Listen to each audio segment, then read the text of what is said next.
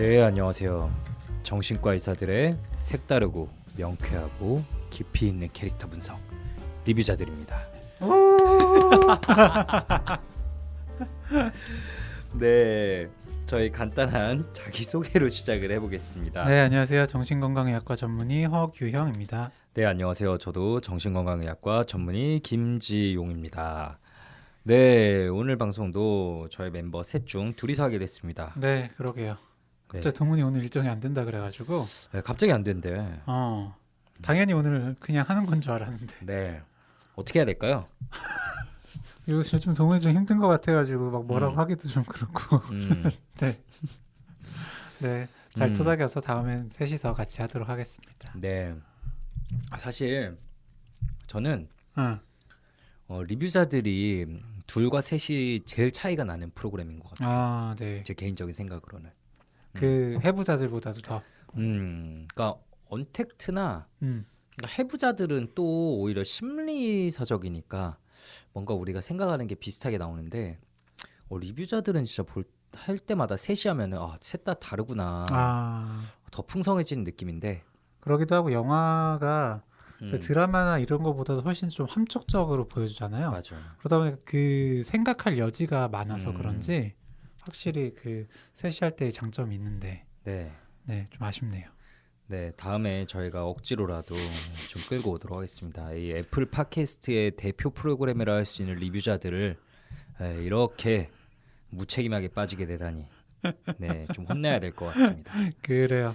네, 그 뒤에 이제 리뷰자들 댓글이 좀 달렸어요. 일단 업서배는 님께서요.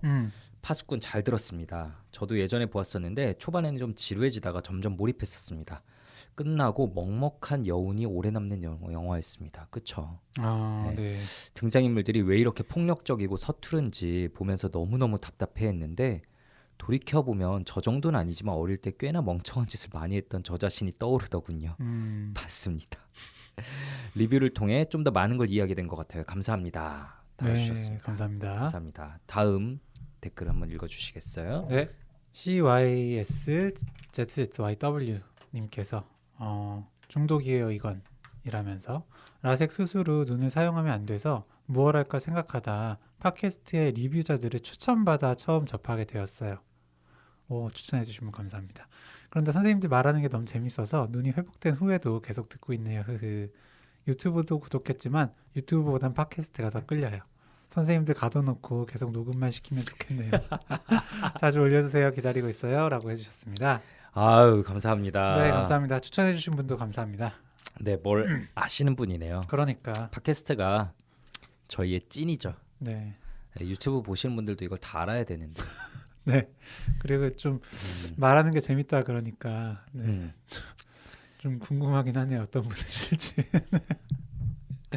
자신감이 좀 올라가나요? 그래도? 네, 괜찮아지네요. 네, 감사합니다. 너무너무 감사하고 네, 오늘 그렇게 시간이 저희가 또 오늘 동훈이 병원의 녹음실을 이용하지 못하고 스튜디오에 온 터라 시간 제한이 좀 빡빡해요. 그래서 조금 짧게 잡담은 끝내고 시작을 본격적으로 해봐야겠습니다. 시작하기에 앞서서 짧게 광고 말씀드리면 리뷰자들과 언택트는 저희가 무료이고요. 한 달에 한 개씩밖에 안 올라가요. 네, 근데 유료 구독자분들에게만 공개되는 해부자들 그리고 과거에 했었던 컨택트 프로그램이 이제 유료 구독자들에게만 공개가 되고요. 해부자들 심리서적을 완벽하게 해부해서 엑기스만 전해드리는 프로그램이 2주에 한 번씩 업로드되고 있습니다. 네, 많은 관심 부탁드리겠습니다. 네, 정말 꽤 들을만 하니까 들어주시면 너무 감사하겠습니다.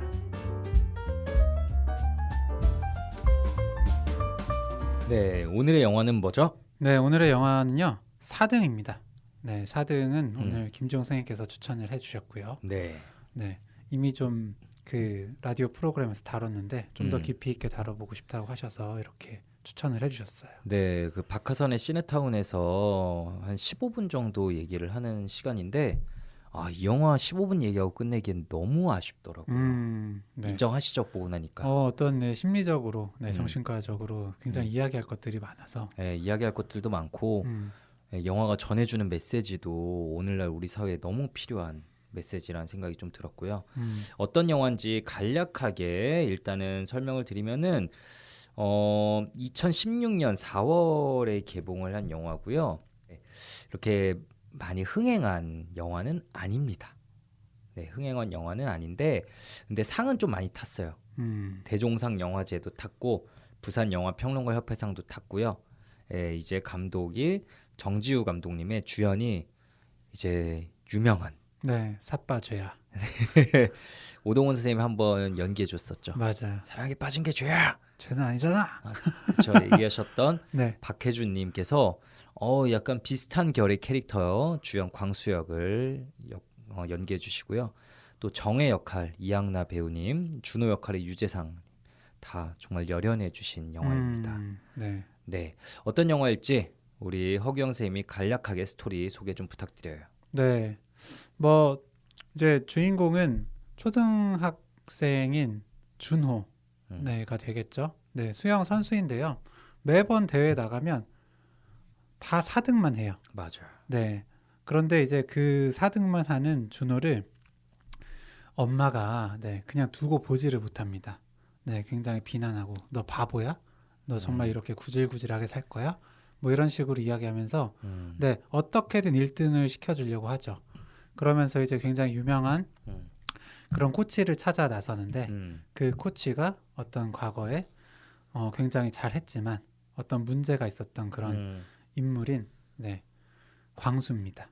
네, 그래서 광수에게 이제 그 준호 아이가 코치를 받으면서 좀 일어나는 여러 가지 일들, 네, 그런 일들에 대해서 다루고 있는 그런 영화죠. 광수, 엄마, 준호 사실 저는 셋 다 주인공이라고 생각해요. 아, 그렇죠. 네. 네, 셋 다 자신의 역할이 확고하고 캐릭터도 확고하고 이 사람들 사이에 마치 앙상블이 영화를 좀 이끌어 나가게 되는데 어떤 내용일지 그리고 각각 어떤 캐릭터를 가지고 있는 건지 이제 저희가 조금 더 자세하게 얘기해 볼 건데요. 정말 정말 정말 재밌습니다. 예, 재밌고 예, 뭐 이런 얘기 싫어하실 분도 있으시겠지만 교훈적이기도 하고요. 네. 생각해 볼 거리를 많이 던져주니까 좀 더 확실하게 보고 싶으신 분은 지금 한번 멈추시고 예, 보신 다음에 저희 얘기를 좀 들으셔도 좋을 것 같아요. 네, 이 영화 자체가 국가인권위원회에서 기획해서 만든 영화거든요. 네, 저 그걸 보고 처음엔 뭐야 이런 거 싫은데 싶었는데 네, 영화 자체는 재밌습니다. 네. 네, 일단은 우리 한번 광수에 대해서 얘기를 해볼까요? 네. 아까 얘기했죠. 규영이가 대충 얘기했는데 광수는 과거에 천재적인 수영 선수였어요. 연습을 안 해도 계속 기록을 세우고 그래서 국가대표의 가장 큰 유망주. 이대로 얘가 대회만 나가기만 하면 아시안게임에서 금메달은 거의 뭐 대회를 나가기만 하면 금메달 딴다라는 게 거의 사람들의 예상이었는데 국가대표 합숙소에 있다가 애가 탈주를 해서 동네에서 동네 어른 자기 원래 살던 고향에서 동네 어른들과 함께 도박만 하고 그러다가 결국 잡혀 들어갔는데 거기서 너 이 태도는 뭐야? 라면서 체벌이 시작되니까 에이씨 못해 먹겠다 이러면서 때려치고 나옵니다. 네, 그리고 한 몇 년이나 지났을까요? 예를 들어 16년 20년, 후? 16년 네. 후 네, 거의 반백수가 된 듯한 모습으로 나오는데 동네 수영장, 동네 문화센터 이런 데서 수영 코치를 하고 있는데 그리고 자신의 가정도 꾸려서 어린 아기도 있는데 뭔가 성실히는 일하지 않고 한편 그러면서 또 과거에 어릴 때 그 국가대표 들어갔을 때 입었을 법한 국가대표 추리닝은 아직까지 걸치고 다니는 이런 동네 건달 같은 캐릭터가 되어 있는 분입니다. 네, 좀 어떻게 보셨어요? 이 광수 어떤 사람일지. 광수요? 네. 광수는 저는 굉장히 나르시시스트 혹은 네, 어떤 반사회사 성격 네, 그런 쪽으로 좀 봤습니다. 네. 어쨌든 그 광수가 선수일 때도 네, 선수임에도 불구하고 담배도 하고 네, 술도 막 소주 글라스로 마시고 네, 맞아요. 도박도 하고 네, 비행이라는 비행은 다 해요. 네. 근데 그러다가 이제 결국에 잘 그 본인의 잘못으로 무단 이탈을 이제 열흘 이상 하니까 네 그거 뭐 그냥 가만히 보고 두겠어요. 그래서 이제 체벌을 당하는데 네 나온 뒤에 본인이 이제 잘못해서 책임을 져야 되는 부분에 대해서 전혀 책임을 지지 않고 네 본인 말이 맞다. 네 나의 어떤 입장, 네 나의 의견만을 그런 주장하고 네 다른 사람들은 이제 굉장히 공격하고 이런 패턴을 좀 반복하는 그런 인물이에요. 미성숙하고 무책임하죠. 근데 사실 고등학생 때는 국가대표라고 하지만 고등학생 때는 알잖아요. 우리가 아까 파수꾼 그 댓글 소개할 때도 그랬고 다들 상상할 수 없이 미성숙하잖아요. 우리도 그랬고 광수도 그랬을 거예요. 그걸 어른들이 잘 잡아줬어야 되는 거니까 마냥 광수 탓을 할 수 없는데 문제는 성인이 되어서도 이런 미성숙한 모습을 계속 반복하고 있다는 데 있죠. 남 탓하고 자기 충동 조절 잘 못하고 그래서 그런 부분들이 저도 약간 나르시스트나 반사회적 성향을 조금 띠고 있는데 동시에 공감 능력이나 다른 사람 입장에서 생각하는 능력이 아예 없냐 그건 또 아닌 것 같다는 생각이 좀 들 때가 있어요. 보면은 그런 부분들이 좀 들었고요. 얘가 이제 광수가 결국 영화의 나중에 핵심적으로 나오는 부분이 뭐냐면 결국은 이 준호를 등수를 올리는데 체벌을 통해서 올리죠.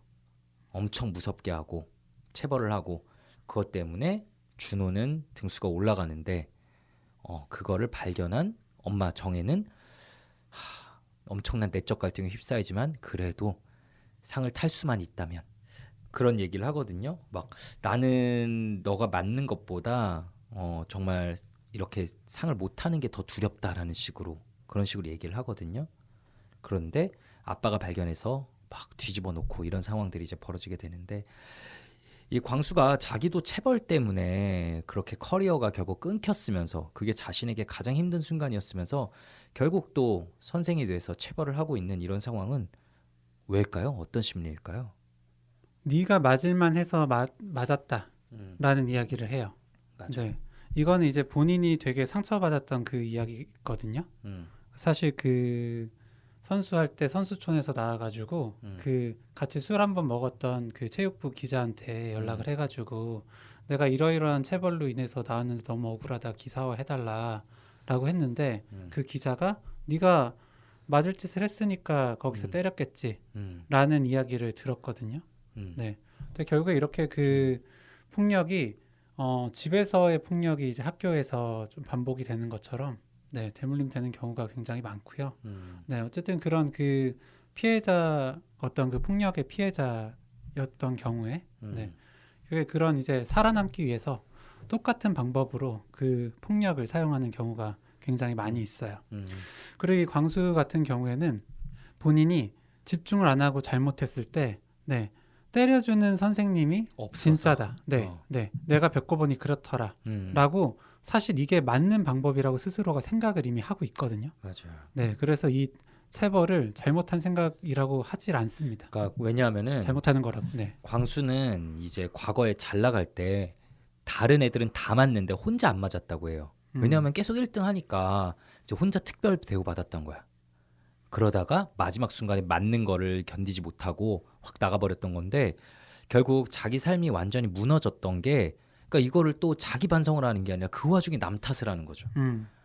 나를 안 잡아줘서 평소에도 나를 때려줬다면 내가 국가대표로 더 승승장구할 수 있었을 텐데 삶이 이렇게 망가지지 않았을 텐데라면서 철저하게 남 탓하고 있는 사람이에요. 근데 어쨌든 그걸 믿어. 때려주는 게 참 선생이다.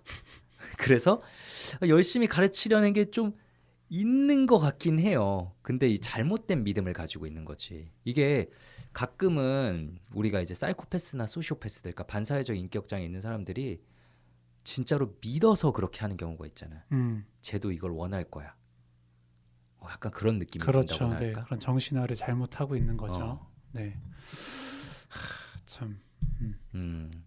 과거 그러니까 자신의 상황하고 이 준호의 상황을 지나치게 동일시하고 있어요. 예. 그래서 애정이 좀 있긴 있는데 자신의 결핍과 이제 후회를 반영하는 삐뚤린 애정으로 가면서 동시에 그거를 또 합리화하고 네, 이런 미성숙한 모습을 계속 보이고 있습니다. 네, 자존감이 너무 낮기 때문에 이거를 내 책임이다, 내가 잘못해서 그런 거다라고 받아들일 수가 없을 거예요. 네, 아니면 현재 지금 상태에서 좀 성공을 했더라면 또 이게 과거엔 내가 잘못했는데 지금 이렇게 성공했지 할 수도 있겠지만 지금 역시도 굉장히 좀 생각했을 때 좀 못한 인생을 살고 있을 거잖아요. 네, 그렇게 인식을 하고 있을 거잖아요. 그러다 보니까 더 계속해서 남 탓을 하고 있지 않나. 네, 그런 생각을 했고요. 저는 이게 참 그 때리면서도 그냥 뭐 하는 이야기가 좀 너무 아팠어요. 네, 그러니까 내가 집중하라고 했잖아. 네가 안 하니까 내가 때리는 거야. 네, 죽을 힘을 다해서 운동하면 내가 뭐라고 하겠냐. 네가 열심히 안 하니까 내가 몽둥이를 드는 거지. 내 말이 틀렸냐? 라면서 네가 잘못했고 내가 맞다. 이거 어떻게 보면 사실 전형적인 가스라이팅이잖아요. 맞아요.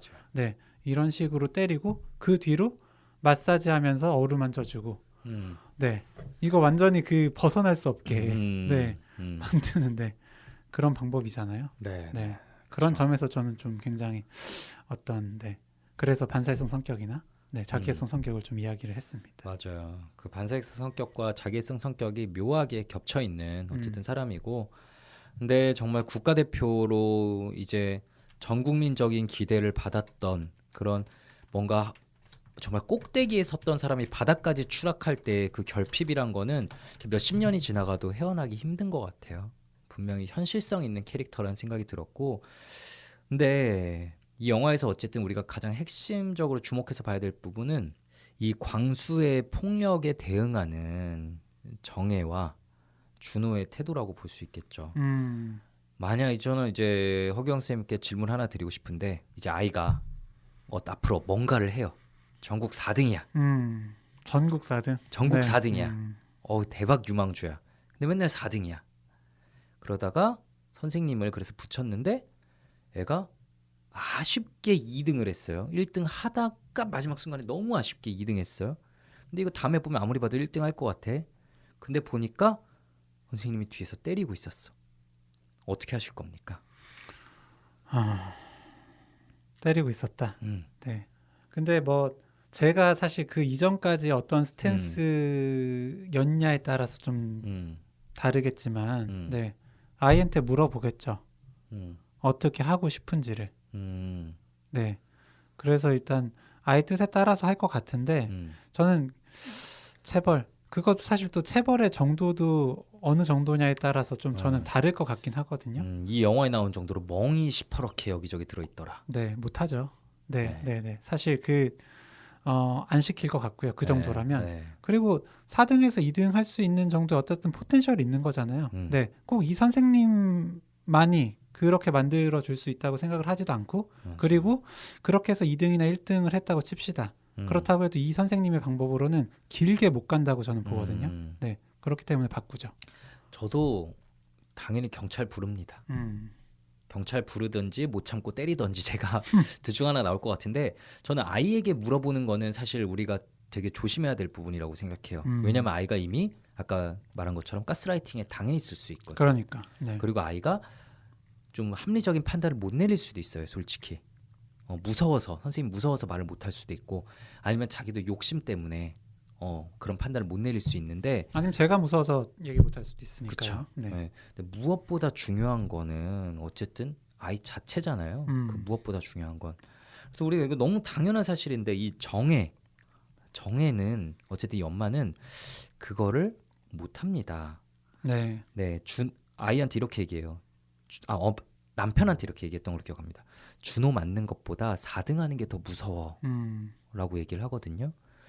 어떤 마음일까요? 이 정혜는 왜 이 정도로 뭔가 집착하는 그런 성격이 돼버린 걸까요? 그러게, 그런 좀 뭔가 내러티브가 있으면 좋겠다라는 생각도 했었는데, 일단은 엄마는 뭐 준호를 그냥 동일시하죠. 네, 그러니까 사실 내가 없어요. 맞아요. 네, 저는 이게 단적으로 드러나는 장면이 불경? 네, 그치. 불공 들이고는 그 장면에서, 맞아요. 네, 그 동생이 또 있어요. 기호라는 동생이. 그래서 엄마는 뭐 빌었어? 라고 하는데, 네, 준호. 네, 그러니까 아들이 그 1등에서 뭐 금메달 따고 이런 거를 빌었다고 하고. 기호는 좋은 대학 가게 해주고 네. 아빠는 그냥 몸 건강하고 그래서 엄마는 하니까 엄마는 없어. 네, 그래요. 근데 이게 사실 저는 기호랑 아빠도 안 빌었던 것 같아. 맞아. 그냥 즉석에서 만들어낸 거 같아. 네, 그러니까 준호만 빌고, 네, 사실 나머지는 없었던 거고, 더더군다나 본인은 아예 없었던 거죠. 네, 그러니까 그 아들의 성공을 이제 본인의 성공으로, 네, 그리고 아들의 실패는 본인의 실패로 이 정도로 생각을 하다 보니까, 네, 이 정도로 몰아붙이지 않나. 네, 그리고 꼭 성공을 해야 된다 이런 생각이 있고요. 그러니까 어떻게 보면은 그 광수, 그러니까 코치 같은 경우에는 좀 더 외연적인 그런 자기애성 성격 같다면 이 정혜 엄마 같은 경우에는 약간 좀 내연적인 자기애. 네, 그래서 이런 자기애를 본인이 성공하는 것보단 다른 사람을 통해서 그런 인정을 얻고자 하는 그런 성격적인 부분이 좀 보였습니다. 네, 사실 이제 자신의 결핍을 아이에게 투영하고 동일시해서 어느 정도는 괜찮은데 그게 이제 자기 자신을 잡아먹게 되는 경우들을 우리 많이 만나죠.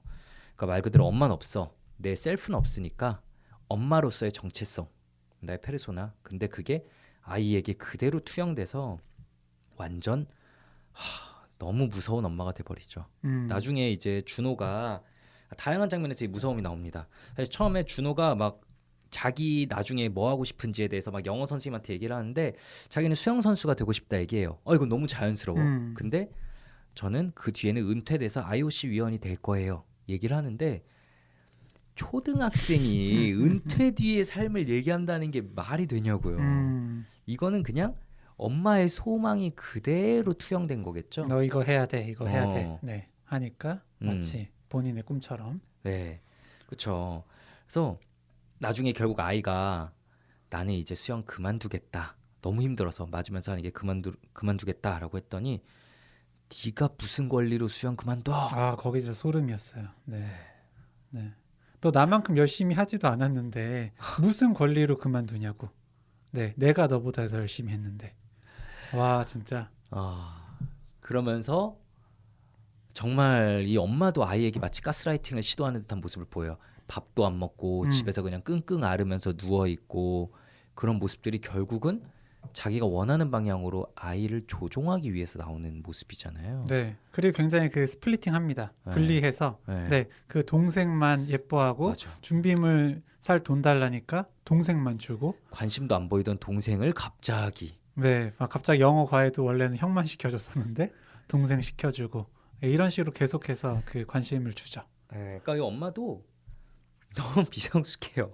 네. 너무 미성숙한데 근데 이 엄마는 여기 자세히 나오진 않았지만 어쨌든 이렇게까지 자기가 없고 아이에게 과도하게 투영하는 진료실에서 가끔 듣잖아요. 이런 엄마들은 혹은 이런 아빠들은 보면 과거 결핍이 역시 있는 경우가 또 많습니다.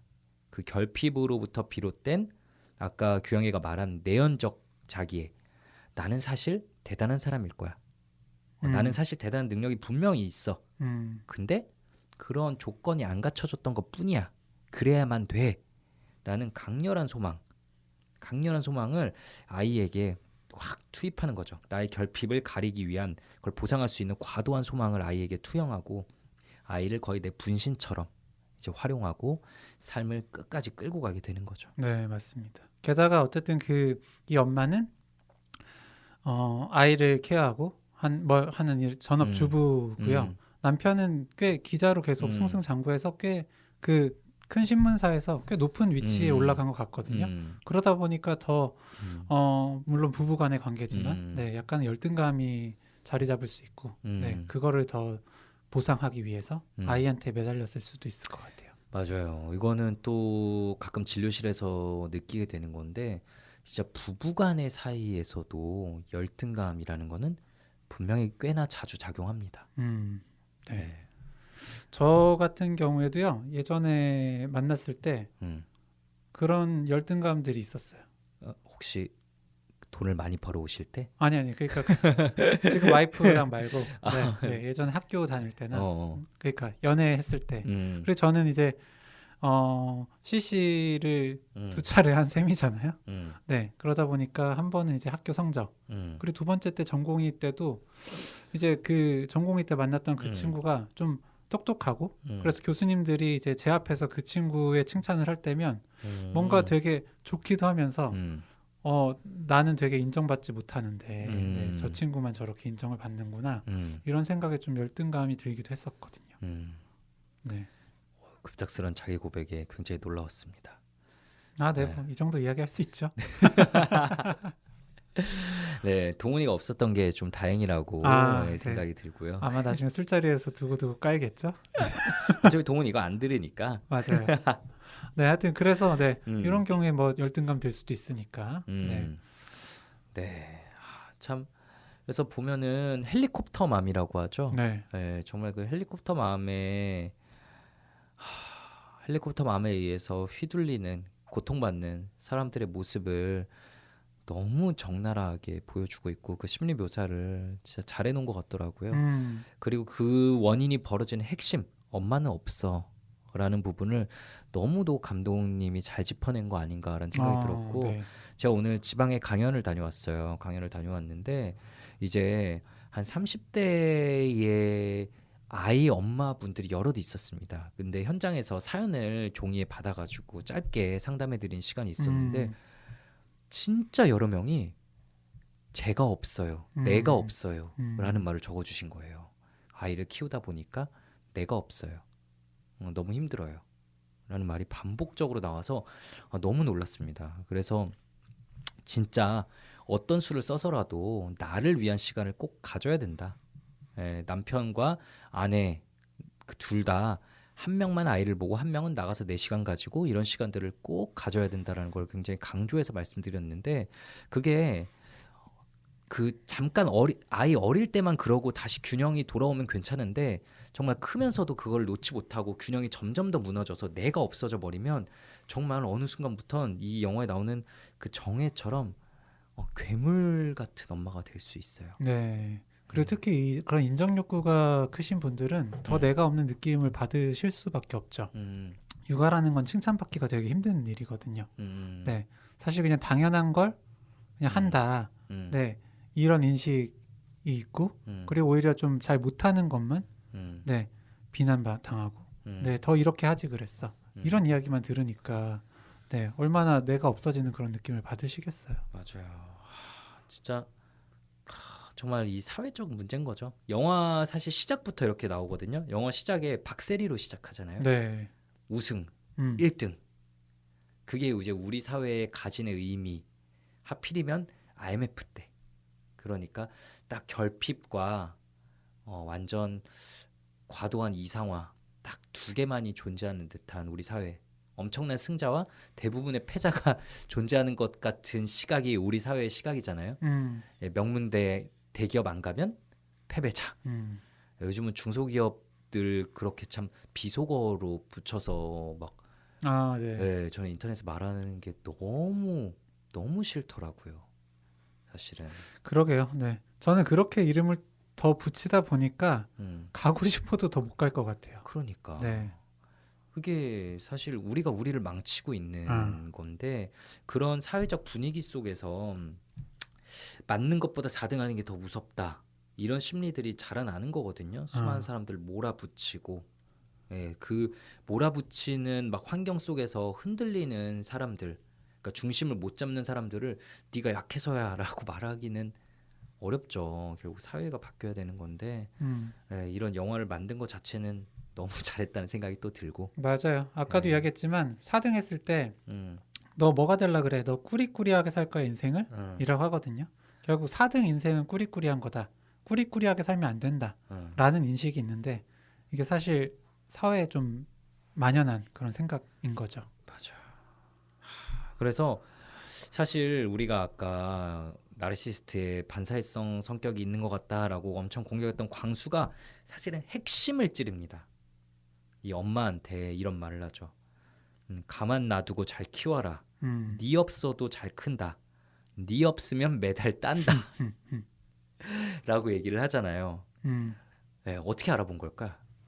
근데 이거를- 사실 그 처음부터 그 얘기 음, 하잖아요. 음, 네, 절대로 수영장 찾아오면 안 된다. 근데 이게 수영장 찾아오면 안 된다는 게 본인의 일탈을 마음껏 하기 위해서 어, 이기도 하지만, 맞아요. 네, 근데 그 어머니의 그런 굉장히 컨트롤하려는 음, 네, 그런 모습을 대화하면서 이미 느꼈기 때문에 음, 네, 이렇게 이야기한 것도 같아요. 맞아요.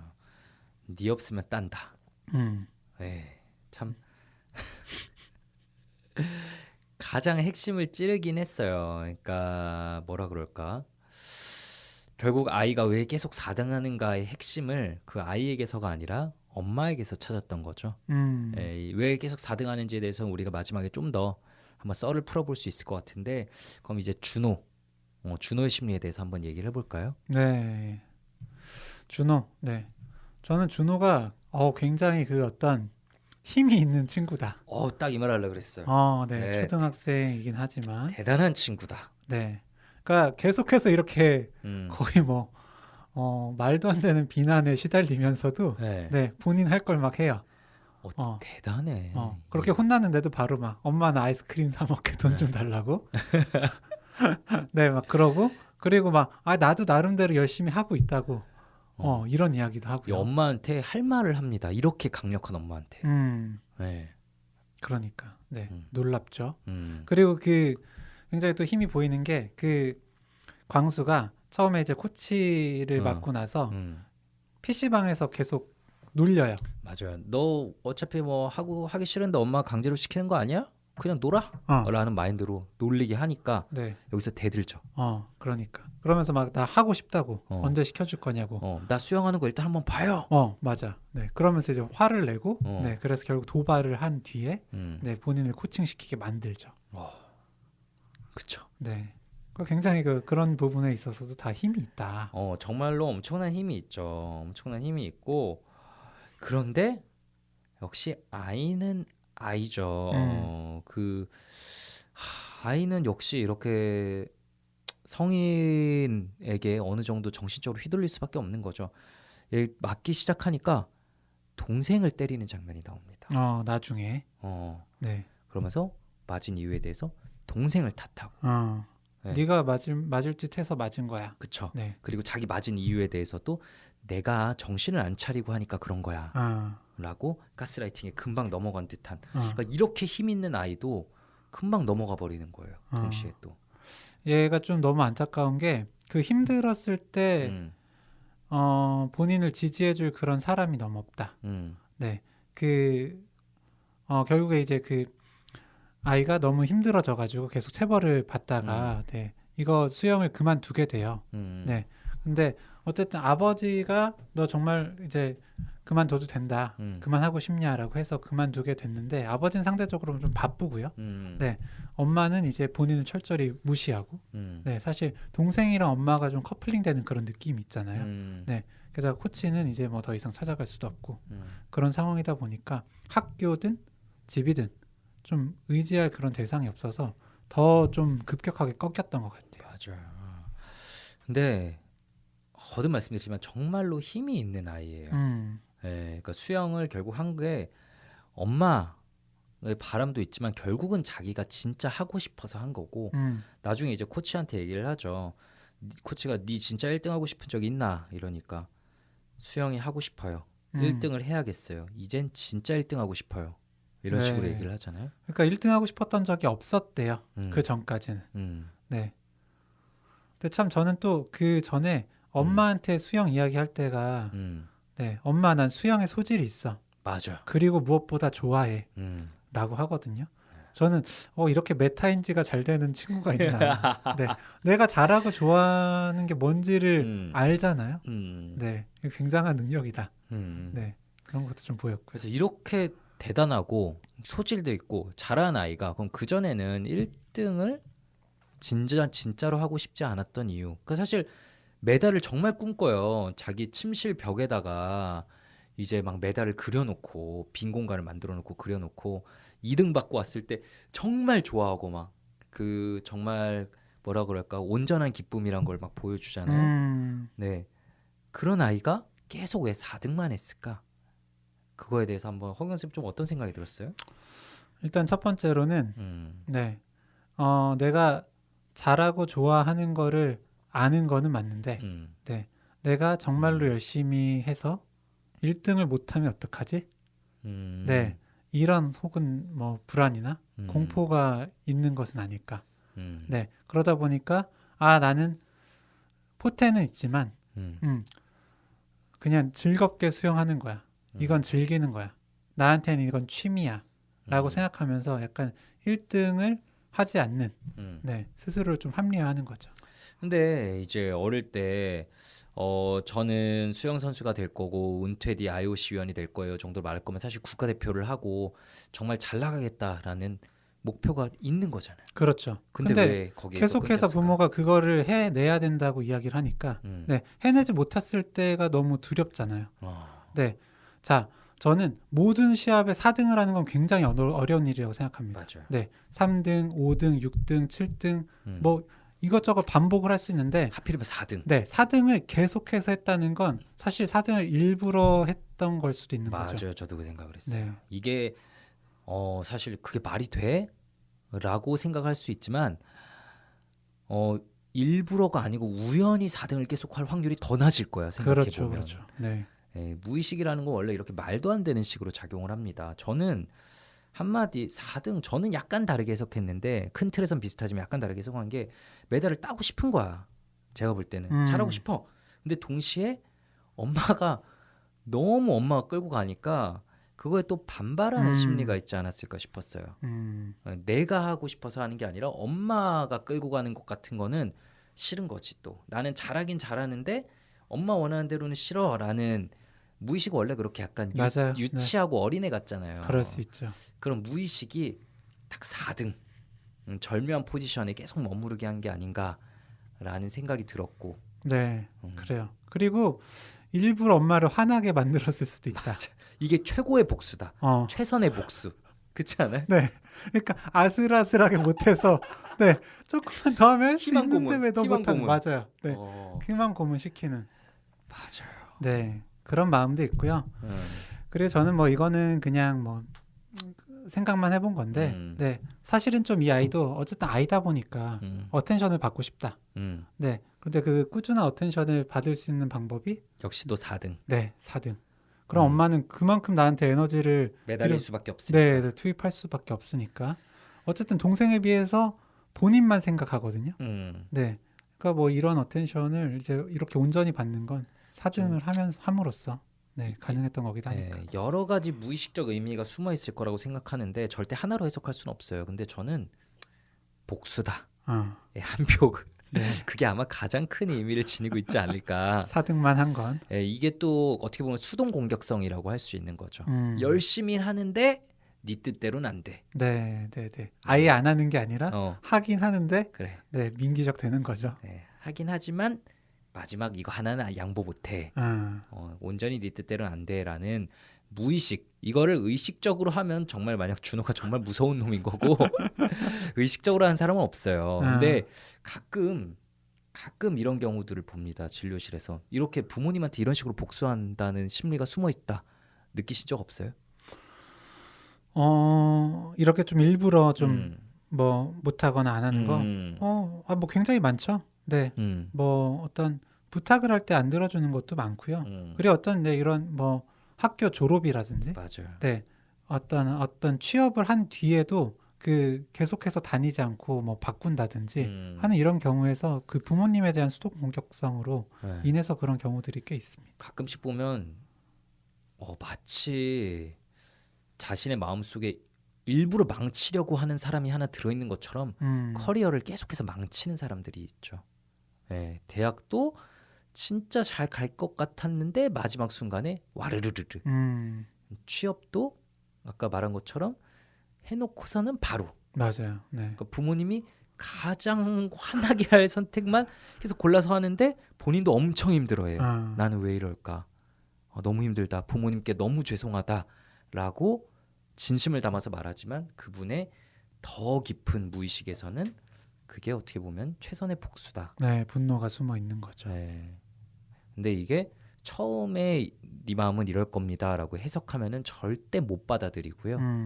부모님에 대한 그런 솔직한 감정을 충분히 끌어올리게 오랜 시간에 걸쳐서 하고 나면 스스로 이거를 깨닫게 되는 아주 소수의 경우들이 좀 있는 것 같습니다. 네, 받아들일 수가 없죠. 부모에 음. 대해서 그런 분노를 가지고 있다는 건 그만큼 죄책감이 큰 경우가 많고, 네, 부모를 비난하는 게 되기 때문에, 네, 그런 어떤 죄책감이 더 커지는 방향이잖아요. 네. 네, 받아들이시기가 초반에는 너무 어렵습니다. 그쵸. 그래서 이 참 준호는 마음이 정말 힘들었을 텐데 어쨌든 마지막에 수영이 하고 싶어요. 1등 해야겠어요. 이제 진짜 1등 하고 싶어요.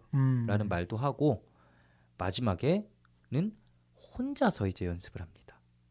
예. 코치도 그냥 버리고 부모님한테는 그냥 나 수영하겠다. 네, 대회 신청도 본인이 스스로 하죠. 그쵸. 네, 그냥 정말로 본인 뜻으로 해서 대회 나갔는데 1등을 해요. 네, 어떻게 보면은 이거 너무 해피엔딩 좀 자기적인 해피엔딩인 거 아닌가라는 생각이 들면서 또 복잡해지는 순간이었는데 좀 어떤 생각이 들었어요? 1등하는 장면 보면서. 저는 1등 하고 나서 그 포커스가 그 준호의 1인칭 시점으로 바뀌어요. 네, 그래서 이제 다른 뭐 원래 1등 하던 애 표정도 보고, 맞아. 그리고 자기가 다른 1등 하던 애한테 1등 하면 무슨 기분이 드냐 물어봤던 것처럼 다른 동생이 본인한테 형 1등 하면 무슨 기분이에요? 뭐 이렇게 물어보는 거를 보기도 하고 하면서 참 이거 무슨 기분일까 하는데 마지막에 거울을 보거든요. 그러면서 본인 표정을 보는데 저는 이게 이거 좋은 건가? 뭐지? 안 좋은 건가? 대체 무슨 감정일까? 이런 되게 복잡한 표정으로 끝나서 되게 여운이 많이 남았습니다. 네. 사실 1등의 가치에 우리가 너무 사로잡히지 말자라는 영화면서 마지막에 1등을 하고 끝나는 게 참 묘하긴 했어요. 근데 어떤 생각이 들었냐면 영화를 다시 한번 생각해 보니까 얘가 말도 안 되는 천재야 일단. 왜냐면 아까 규영이가 얘기했듯이 다른 기존에 1등 했던 애한테 1등 하면 기분이 어떻냐고 물어보는데 그게 형이에요. 같은 학년이 아니라. 초등학교에서 1년 차이는 엄청 크잖아요. 그렇죠. 네. 말도 안 되게 큰 차이거든. 근데 그 낮은 학년이 계속 4등을 했던 거야. 그 사이에서. 네, 이거는 말도 안 되는 천재인 거예요. 말도 안 되는 천재. 그래서 얘가 한 번 수영하는 것만 보고 이제 광수랑 그 문화센터 관장이랑 다 얘기를 하잖아요. 얘는 매달 딸 애다. 네, 네. 그 관장이 이렇게 얘기해요. 얘는 좀 늦게 가더라도 결국에는 매달 딸 애다라고 얘기를 해요. 그러니까 한마디로 얘한테는 진짜 미친 재능이 있었던 거고 그냥 기다려주기만 했으면 됐을 일인데 이거를 그 관장도 알고 이 광수도 알고 제 생각에는 아마 수영을 보러 오는 다른 학부모들도 알았을 거야. 와, 쟤는 아래 학년 애가 저렇게 해? 그럴 수도 있네. 그런 네. 상황인데 부모만 몰랐던 거지. 자기도 알아요. 자기도 아까 말했잖아요. 나는 수영을 잘해요. 소질이 있어요. 그 모두가 알았는데 가장 가까운 사람이라고 부르는 부모만 몰랐던 거예요. 그래서 광수가 막상 이제 엄마 아빠에게 맹비난을 하잖아요. 아빠한테도 맹비난하잖아. 애를 언제까지 이렇게 끼고만 살 거냐. 참 이 아이러니컬한 장면을 보여주기 위해서 마지막에 일부러 1등을 시킨 게 아닌가. 부모에게 약간 더 경종을 울리기 위해서 너는 과연 네 자식을 객관적으로 보고 있는 건가? 남들의 시각만큼 이라는 그런 좀 메시지를 좀 전달해 주는 게 아닌가라는 생각이 들더라고요. 그래요. 결국엔 좀 내버려둬라 라는 이런 메시지. 내버려둬라. 그리고 남들의 시각으로 볼 때는 어떻게 보일 건가? 아이들을 좀 더 믿어라. 그러니까 이 아빠는 사실 되게 좋은 아빠의 역할처럼 나오지만 아이에 대해서 잘 알지도 못하고 아이를 믿어주지도 못했던 거예요. 그래요. 본인이 어쨌든 그런 체육부 기자였는데도 불구하고. 그렇지. 그러니까 그럼 이런 현상들은 왜 생기냐? 부모 가장 가까이 있는 사람들이니까 제일 잘 알아야 될 텐데 오히려 나의 환상 혹은 나의 편견을 아이에게 투영해서 보니까 그렇게 되는 거죠. 아까 말한 것처럼 엄마는 그 높은 기대치에 대한 소망을 아이에게 투영해서 보니까 잘 가고 있는데도 너무 부족한 거고 아빠는 체육부 기자로 일하면서 온갖 실패하는 유망주들을 많이 봤기 때문에 아이가 그런 길을 가게 될 가능성이 있을 거라고 지레짐작하고 얘도 안 되겠지. 잘하지만 잘할 때는 또 들뜨지만 또 못할 때는 아유 그냥 뭐 좀 금방 그만둬도 되지 않을까라는 식으로 아이의 오히려 성장할 수 있는 기회를 놓쳐버리는 둘 다 뭔가 균형 잡힌 시각을 가지지 못했던 거죠. 그래요. 음, 근데 저는 좀 뭐랄까 조금 아쉬웠던 음, 점이라고 한다면 음, 정말로 그냥 수영이 좋아서 했을 때 음, 1등을 했었으면 더 좋았을 것 같아요. 음, 근데 1등을 하게 되는 시점이 1등을 하지 않으면 나는 수영을 못 하니까 네, 그렇게 돼서야 1등을 한 거잖아요. 네. 그러니까 어떤 그런 뭐 동기부여적인 어떤 측면에서 네. 그러니까 내가 이제 정말로 하고 싶고 이런 내재 동기라든지 아니면 뭔가를 달성하기 위해서 네, 하는 그런 접근 동기에서 비롯된 게 아니라 네, 이걸 안 하면 안 되는 네, 그런 회피 동기에 따라서 했을 때 1등을 했다. 네. 이게 좀 어쨌든 감독님이 어떤 메시지를 주려는지에 따라 좀 맞아. 다르긴 하겠지만 조금 아쉬웠던 것 같습니다. 네. 아유 근데 모르겠어요. 그 사실 알잖아요. 그 이제 우리가 운동에 좀 좋아하고 또 나름 열심히 하는 사람들이니까 알잖아. 이게 진짜 막 정말 잘 나간 사람들은 막 좋아서 하는 사람을 이길 수 없다라고 얘기하지만 결국은 엄청난 재능과 피나는 노력과 맞아요. 좋아하는 거 세 개 결합체라는 거 알잖아요. 맞아요, 맞아요. 네. 네. 저 서장훈 씨 그 뭐 어, 인터뷰에서도 어. 네, 진짜 나 죽을 만큼 네, 음. 너무 괴로울 만큼 열심히 했다. 네. 네, 이런 얘기 하잖아요. 맞아요. 그게 저는 사실 현실이라고 얘기해요. 음, 그냥 좋아서 하는 사람을 이길 수 없다라고 얘기하는 건 어떻게 보면은 참 좋은 말이지만 듣기엔 좋은 말이지만 많은 사람들에게 헛된 희망을 심어주는 얘기일 수도 있거든요. 세상은 잔인하니까.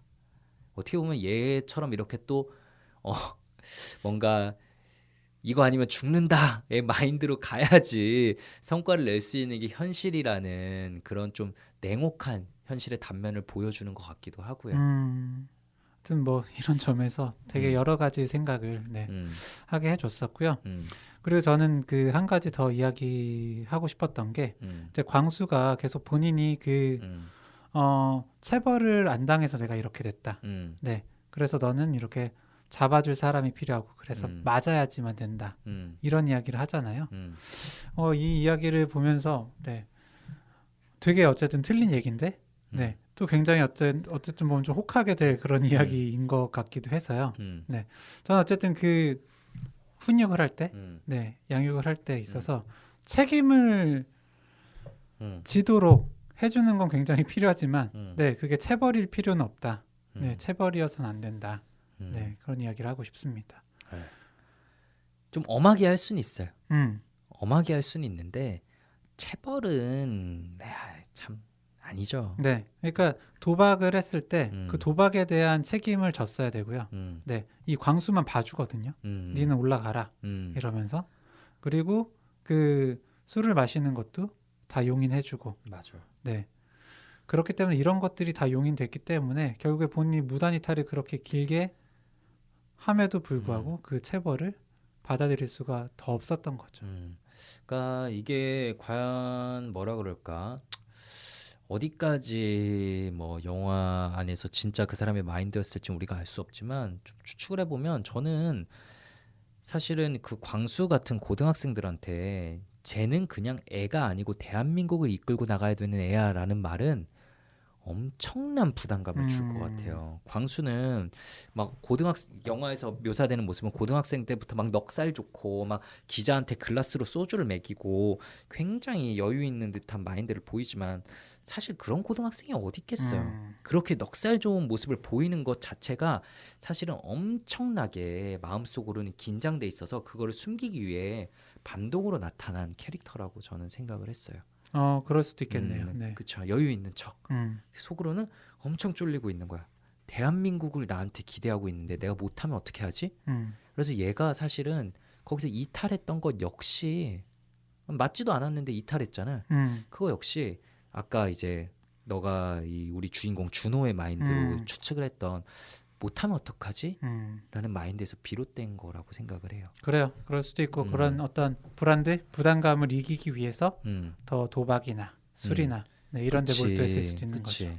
과도한 페르소나 기대치가 자기한테 몰리는 거에 그냥 눌려버린 거지. 왕관의 무게에 짓눌려버린 거죠. 네. 그래서 참 근데 보면은 스포츠라는 곳이 보면은 이제 그런 기사들이 아직도 되게 많이 떠요. 이제 막 엄청나게 성공할 줄 알았던 천재 유망주가 드디어 막 비운의 유망주가 자신의 뭐 입을 열었다 이러면서 막 그때 나는 뭐 그런 성공에 취했었다 혹은 그런 기대가 너무 부담스러웠다 등등의 말들을 하거든요.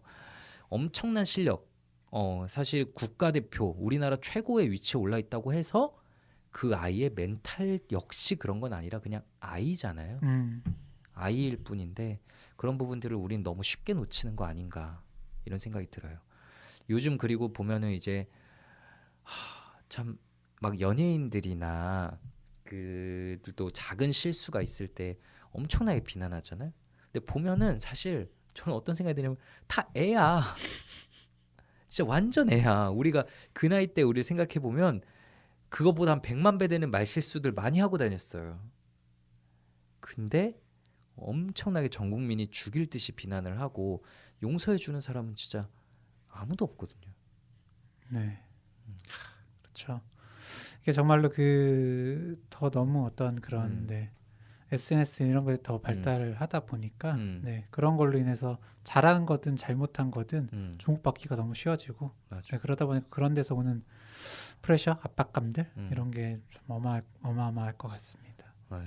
저 언젠가부터 우리나라는 그냥 모르겠다. 다 같이 죽자. 다 같이 힘들자. 너도 안 힘드나 보자. 네, 이렇게 뭔가 무슨 게임이라고 하지? 이렇게 다 죽이는 걸 서로.